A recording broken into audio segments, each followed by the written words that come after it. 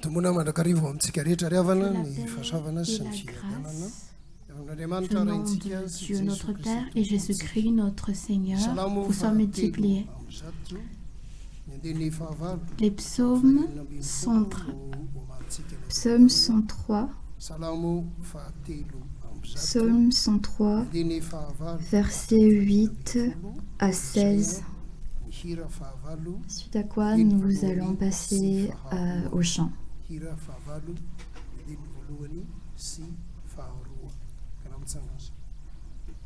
Levons-nous. Nous allons lire ensemble Psaume au nom de Jésus. L'Éternel est miséricordieux et compatissant, lent à la colère et riche en bonté. Il ne conteste pas sans cesse, il ne garde pas sa colère à toujours. Il ne nous traite pas selon nos péchés, il ne nous punit pas selon nos iniquités. Mais autant les cieux sont élevés au-dessus de la terre, autant sa bonté est grande pour ceux qui le craignent. Autant l'Orient est éloigné de l'Occident, autant il éloigne de nous nos transgressions. Comme un père a compassion de ses enfants, l'Éternel a compassion de ceux qui le craignent, car il sait de quoi nous sommes formés, il se souvient que nous sommes poussière. L'homme, ses jours sont comme l'herbe, il fleurit comme la fleur des champs. Lorsqu'un vent passe sur elle, elle n'est plus, et le lieu qu'elle occupait ne la reconnaît plus. Amen.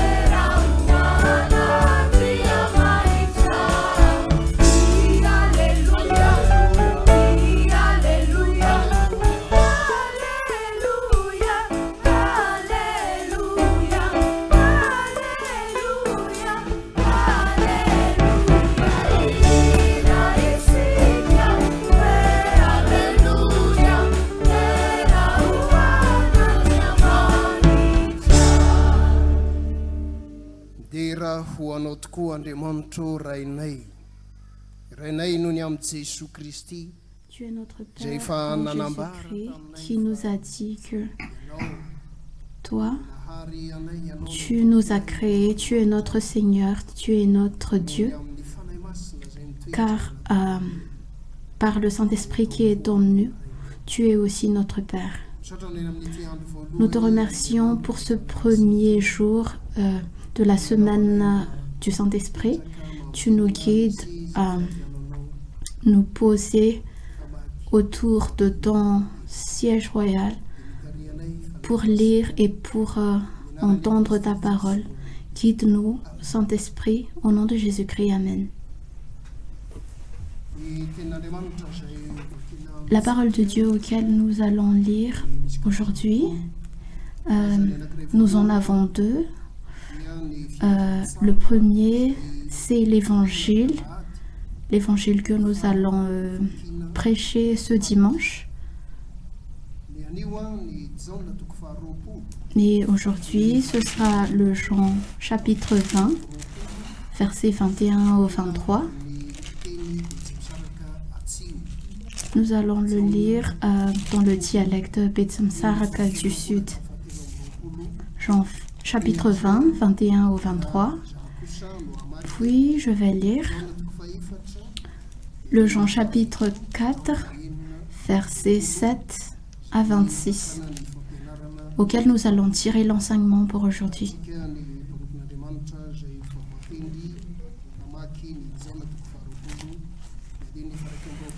Lisons le Jean chapitre 20, versets 21 au 23. Jean chapitre 20, versets 21 à 23.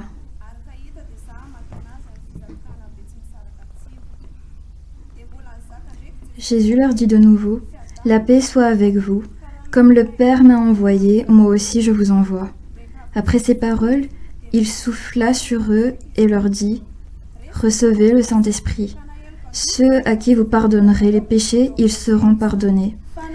Et ceux à qui vous les retiendrez, ils leur seront retenus. » Amen.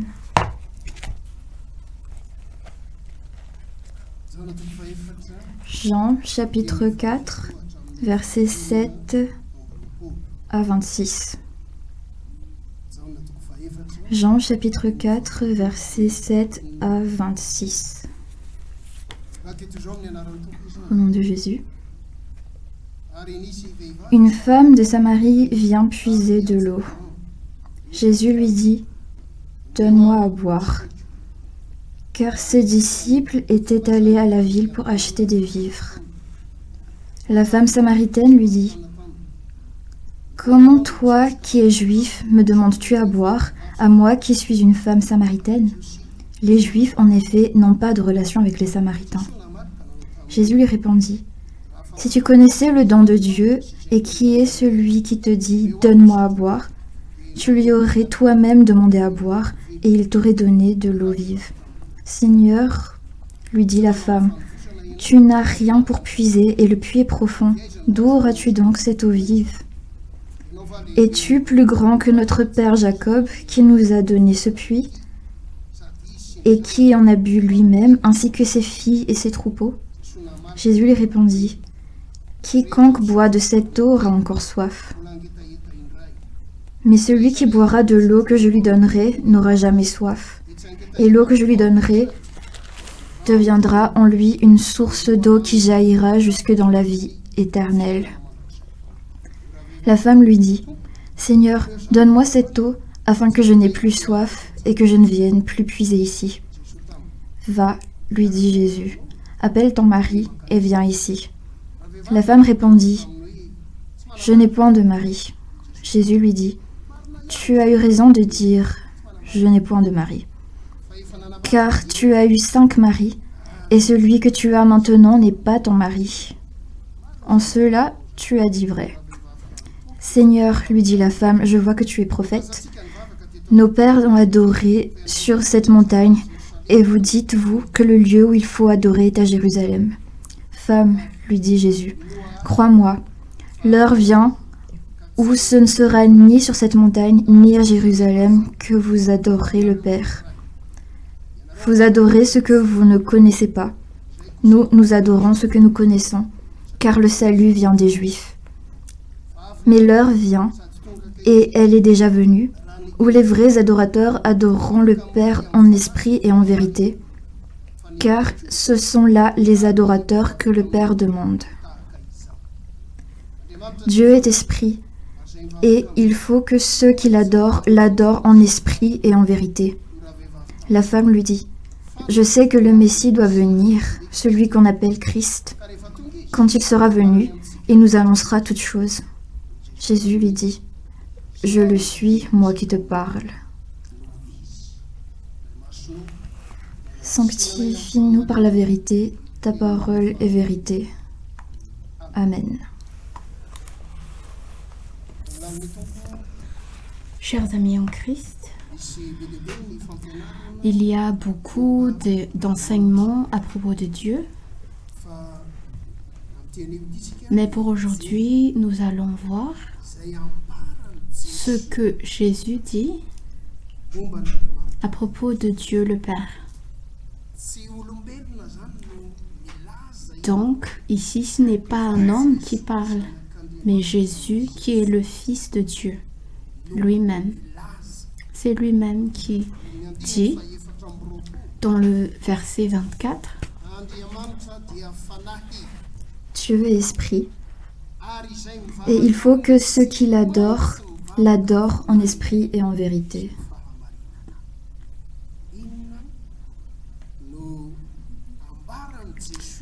Qu'est-ce que Jésus dit par Dieu est esprit et ceux qui lui adorent doivent adorer en esprit et vérité?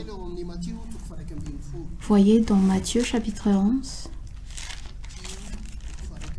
Matthieu chapitre 11, n'oubliez pas que Matthieu, il est juif.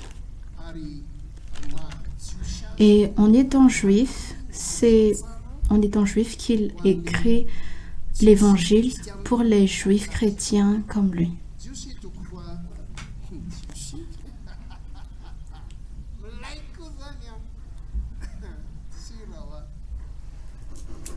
Matthieu chapitre 11, verset 25 au verset 30, je vais les lire. Matthieu chapitre 11, verset 25 au verset 30.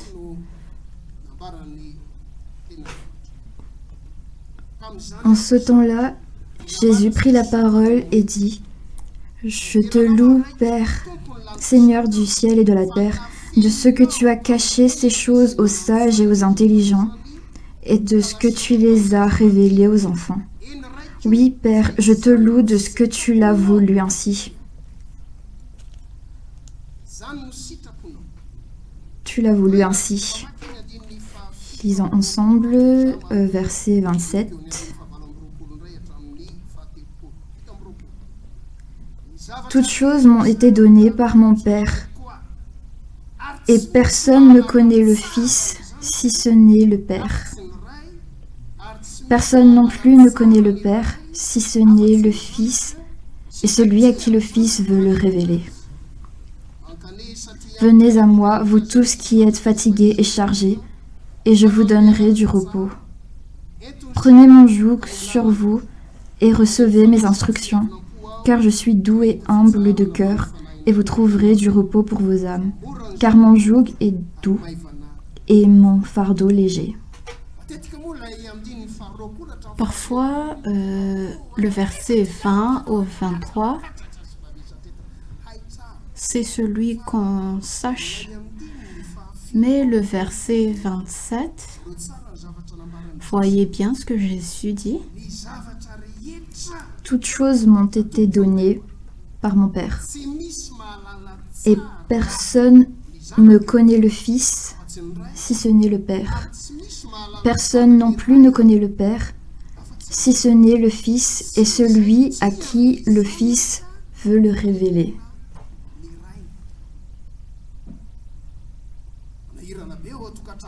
C'est difficile dans la famille s'il y a quelqu'un à l'extérieur qui dit « Je connais très bien ton mari ou ta femme ». Qui doit connaître ce qui est dans la famille? Eh bien, c'est la famille. C'est ce que Jésus veut dire ici. Faites qu'il n'y ait personne d'autre à part Dieu le Père, à part Jésus-Christ et le Saint-Esprit, qui puisse te dire, voici le vrai Dieu. Jésus, en tant que fils de Dieu, il sait très bien qui est Dieu. Et Dieu est le Père parce qu'il est Père, il connaît très bien Jésus. Mais la dernière partie du verset 27, cela nous fait réfléchir. Celui à qui le Fils veut le révéler. Donc il y a des gens auxquels Jésus ne va jamais révéler à propos du Père. Donc tu es ici pour entendre cet enseignement à propos de Dieu. Et donc tu fais partie de ceux auxquels Jésus aimerait révéler. Donc Jésus t'aime.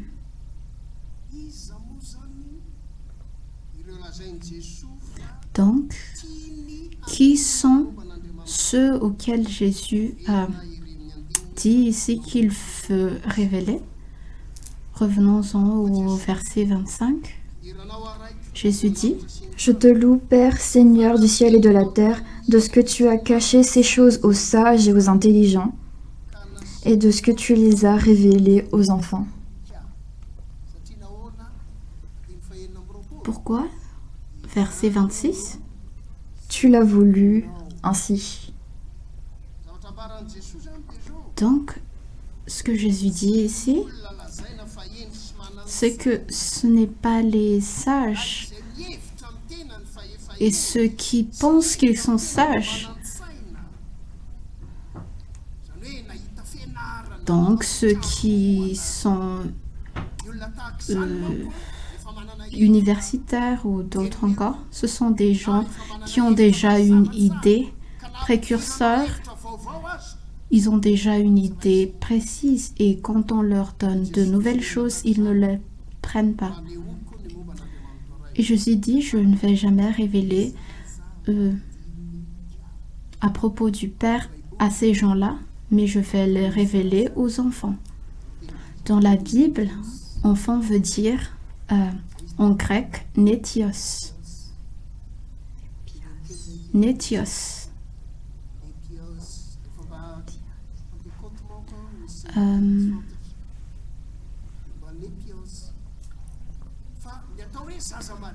Mais ce qu'enfant veut dire dans la Sainte Écriture, voyez dans Genèse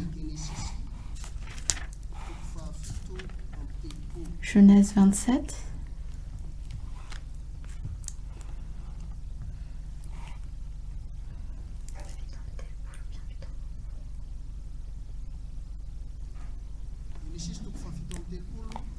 Genèse chapitre 27.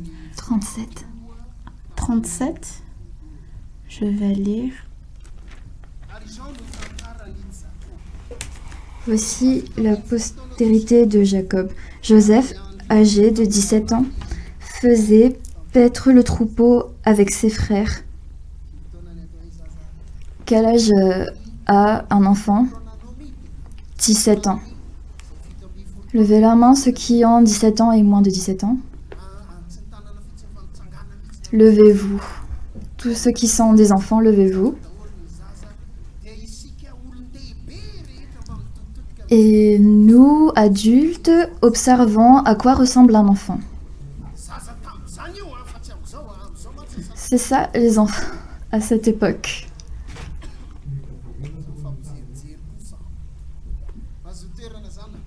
Asseyez-vous.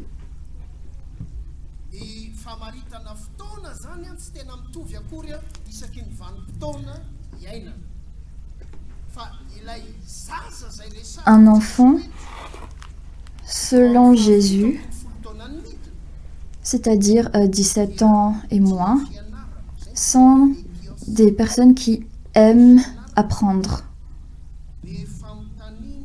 qui posent beaucoup de questions et qui sont prêts à apprendre des nouvelles choses et des nouvelles idées. Et ils acceptent qu'ils n'ont pas encore assez de connaissances. C'est ce qui différencie un enfant. Donc, il se peut qu'il y ait des enfants de plus de 17 ans, mais qui ont ces caractères. On appelle ça des gens avec beaucoup d'humilité, des personnes humbles. Si tu es un adulte et que tu aimes encore apprendre, tu poses encore beaucoup de questions, tu es prêt à découvrir de nouvelles choses et tu acceptes que tu n'as pas encore assez de connaissances et d'expérience dans la vie. Donc tu as encore le caractère d'un enfant.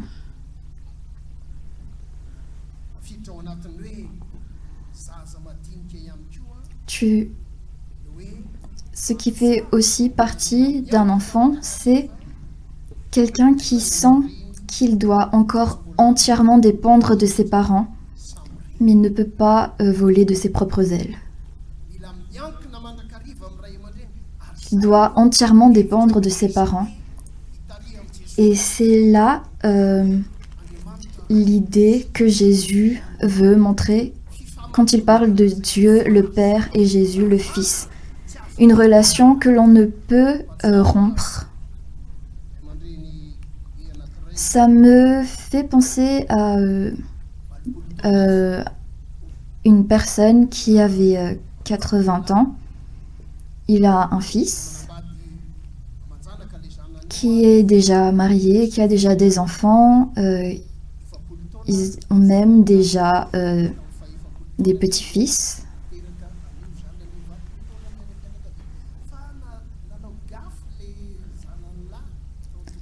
Mais le fils a fait une gaffe. Le monsieur a donc emporté une ceinture. Il a 80 ans, mais il a emporté une ceinture pour taper son fils. Le fils était choqué et a dit « Mais qu'est-ce que tu fais ?» Et le père a répondu « Tu restes mon fils même si tu as 40 ans. Je t'ai mis au monde et en tant que père,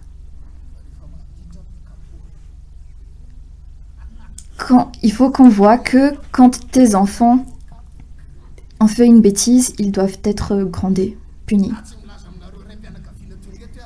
Je ne dis pas aux pères de famille ici de faire la même chose, mais l'image de la relation entre le père et l'enfant est une relation que l'on ne peut rompre.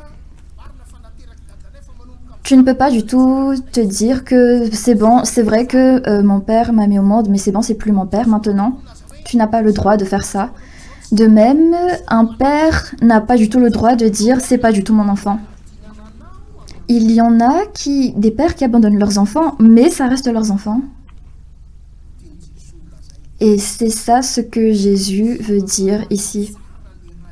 Personne ne connaît mieux le Père que le Fils, et personne ne connaît mieux le Fils que le Père, et ceux à qui le Fils veut se montrer.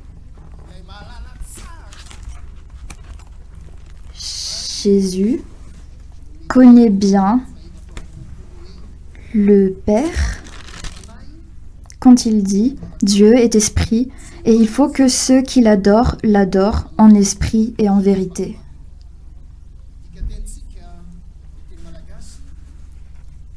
En malgache, on met l'esprit, le fanaï avec un F minuscule, mais dans d'autres traductions, on ne parle pas d'esprit minuscule.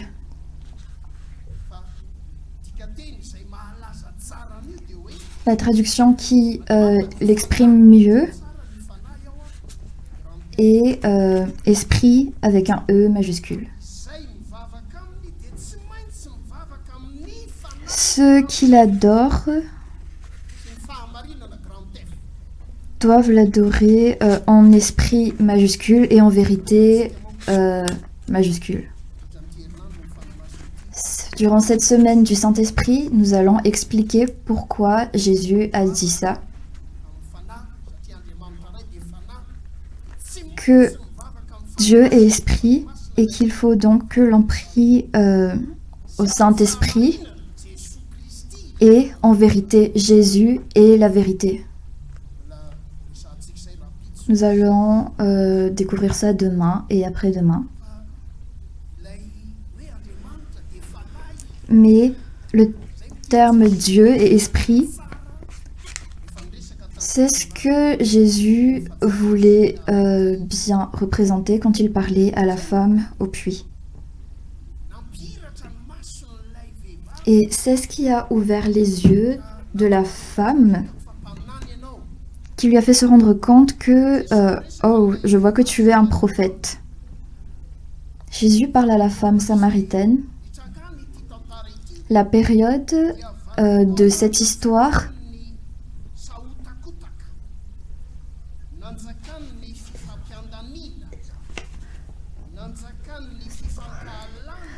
c'est le moment de haine entre différentes régions. Il y avait une haine entre les Juifs et les Samaritains. C'est pour ça que la femme lui a dit « Pourquoi toi, qui es juif, tu me demandes de l'eau à moi, qui suis une femme samaritaine ?» Alors que nos régions ne s'entendent pas du tout.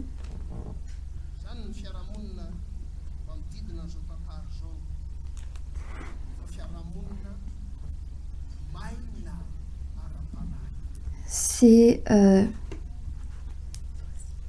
une société pauvre en esprit. Pour les Samaritains, la Bible, c'est les 5 premiers livres de l'Ancien Testament. Genèse, Exode,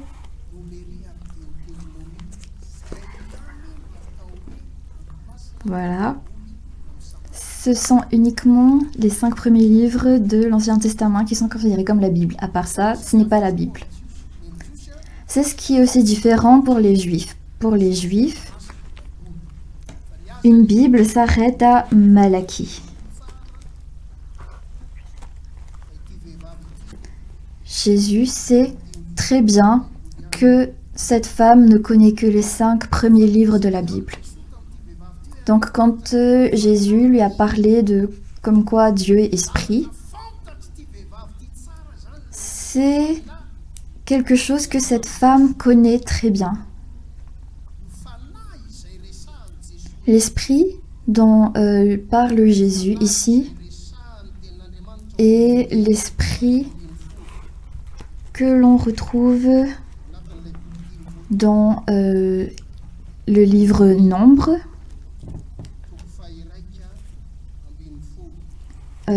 Nombre chapitre 11, verset 17.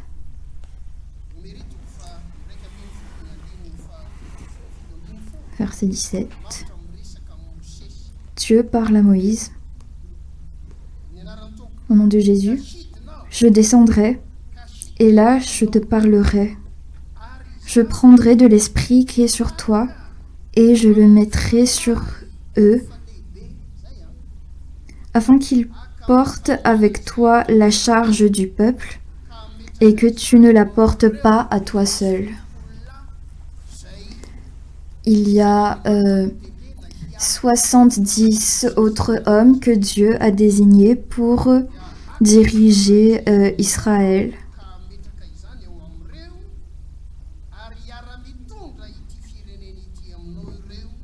Afin qu'ils portent avec toi la charge du peuple et que tu ne la portes pas à toi seul.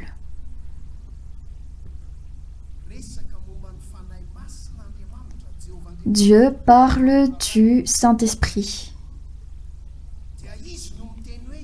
Et c'est lui qui dit que cet esprit qui se trouve dans Moïse, tu ne seras pas le seul à l'avoir. Les 70 autres hommes qui vont diriger le peuple avec toi, ils l'auront aussi à partir de maintenant. pour que tu ne portes pas seul la charge du peuple.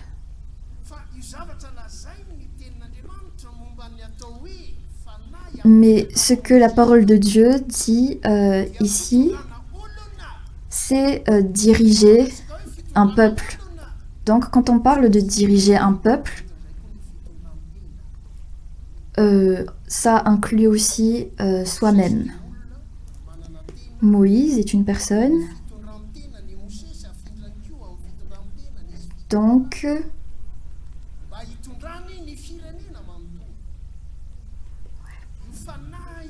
cet esprit, en hébreu, roach,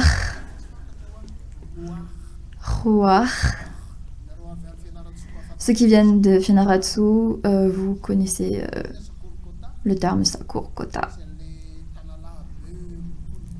C'est un caméléon géant et quand il fait du bruit, il fait roach.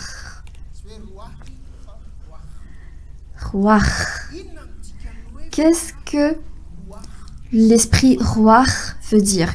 Car il y a d'autres termes d'esprit. Roach, premièrement,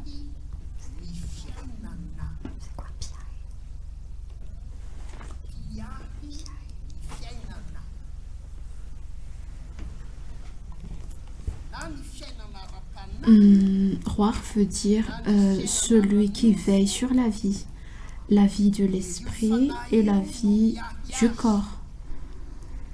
C'est cet esprit qui veille sur cette vie.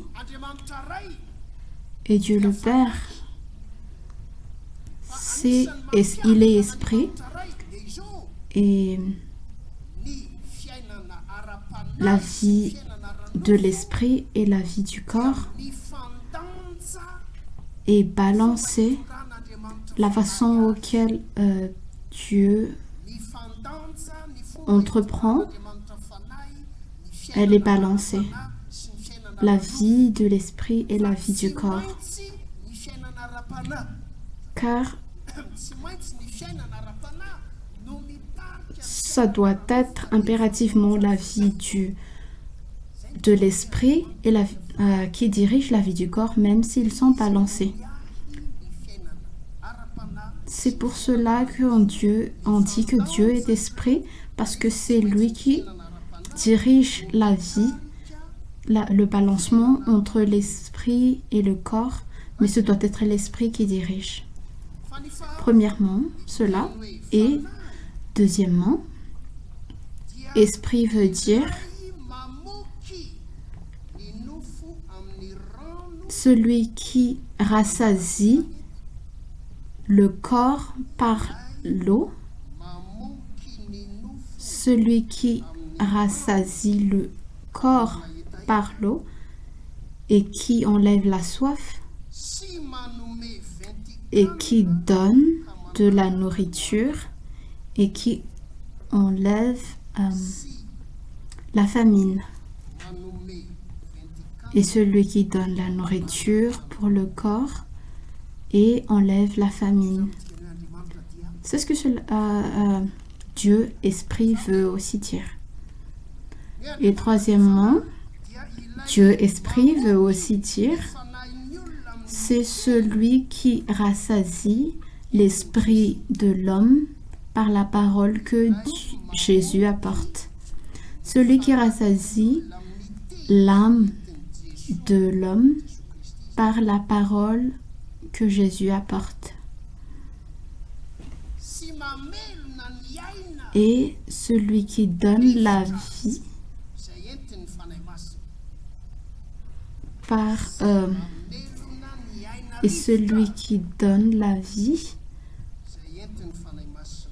par le Saint-Esprit, apporté par le Saint-Esprit. Je vais parler de quelque chose de plus difficile là.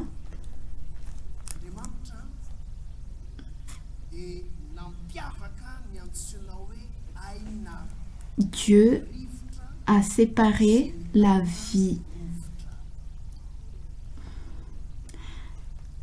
Dieu a séparé la vie air avec la vie déchirée. La vie déchirée veut dire quand il y a une blessure de l'esprit, du corps ou de l'âme, ton corps, il ne va pas bien, n'est-ce pas? C'est pour ça que nous avons la vie déchirée. Et on est mal à l'aise quand cela arrive.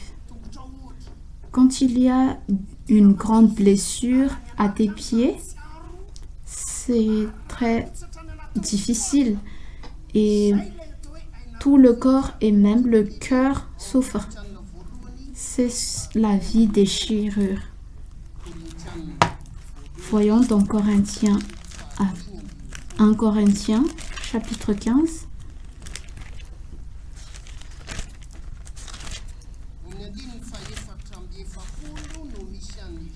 Verset 44. 1 Corinthiens chapitre 15, verset 44. L'apôtre Paul dit ceci, pas vraiment comme je l'ai dit, mais c'est pour cela, c'est pour vous faire voir la différence. Il est semé corps animal.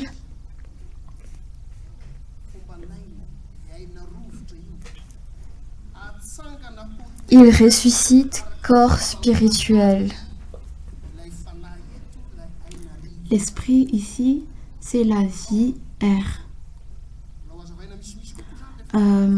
Nous allons expliquer cela en détail toute la semaine.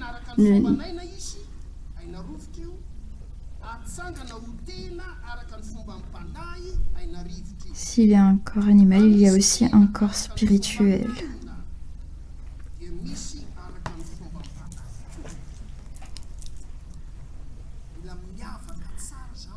Cela doit être bien compartimenté, car donc l'Esprit Saint auquel on désigne dans la Sainte Écriture, auquel nous allons apprendre toute cette semaine, c'est dans la vie R. Dans le verset que nous venons de lire, quand Jésus, il s'est ressuscité, il a dit, prenez l'esprit, c'est la vie R.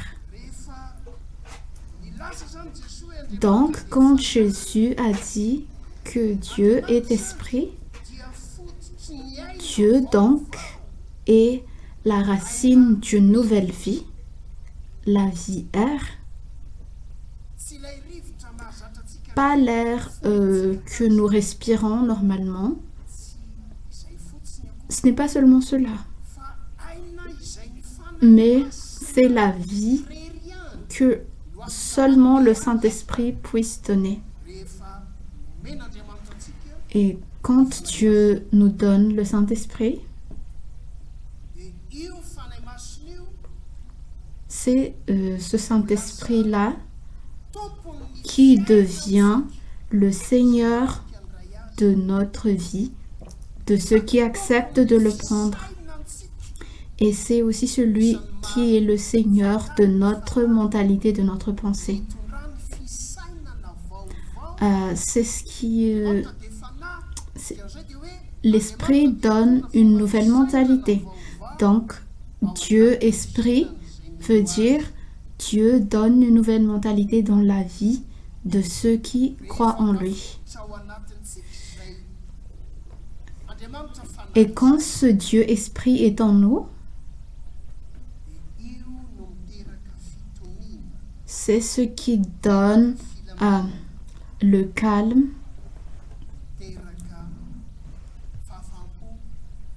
la satisfaction, même dans le chaos. Nous disions tout à l'heure que à l'époque où Jésus parlait à cette Samaritaine, c'était une époque très difficile. Ils disent qu'ils sont tous juifs, ils croient en Dieu, mais ils se battent entre eux-mêmes. C'est ce que nous voyons dans la vie, dans notre époque en ce moment. On se dit que on est chrétien, mais on se bat entre nous. C'est la même chose auquel Jésus a vécu à cette époque. Et Jésus dit que Dieu est esprit et celui qui l'adore doit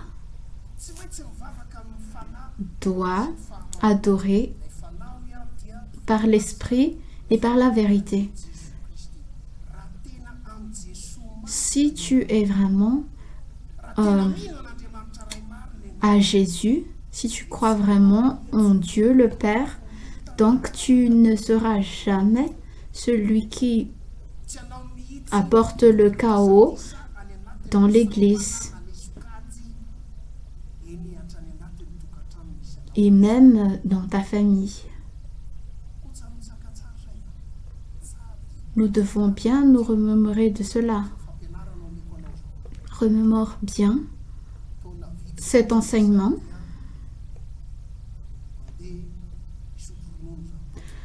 Il me reste seulement quelques années avant ma retraite.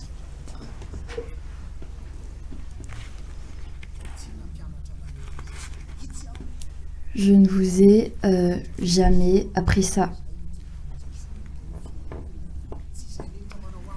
Ce n'est pas tous ceux qui m'appellent Seigneur qui iront au paradis, mais ceux qui feront ma volonté. Et quelle est sa volonté qu'on a vue dans le livre de Matthieu?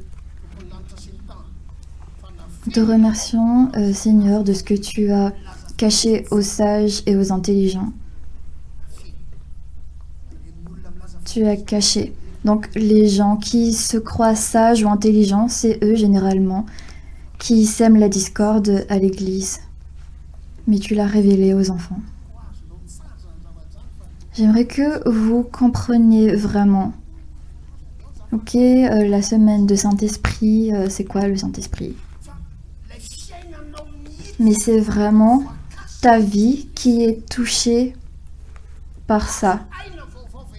Est-ce que tu as eu une nouvelle vie? Est-ce que tu as eu une nouvelle façon de penser?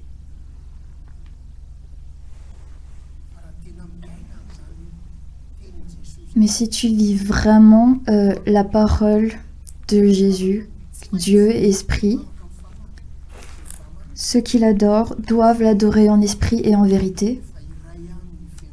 Ça aurait été depuis longtemps que chaque église dans le monde serait unie et ne formeront qu'un. Demain, nous verrons que Jésus aussi est esprit. Prions. Nous te remercions, Seigneur, de Jésus, ton Fils, qui nous a donné une bonne explication de qui tu es, Dieu et Esprit. Merci, Seigneur, de nous avoir partagé aujourd'hui qui tu es vraiment, que l'on pourra ramener chez nous. Et on laisse entre tes mains notre enseignement pour le lendemain, pour que l'on puisse encore plus grandir en connaissance. Au nom de Jésus, Amen.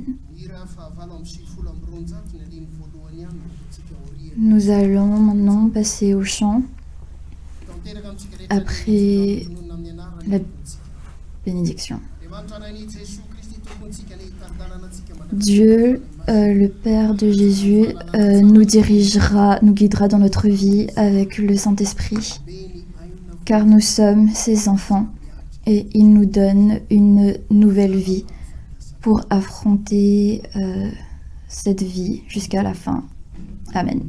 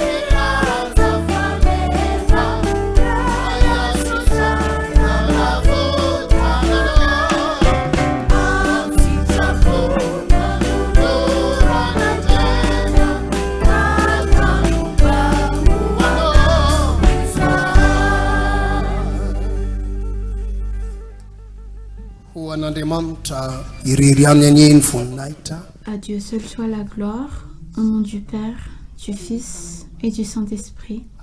Amen.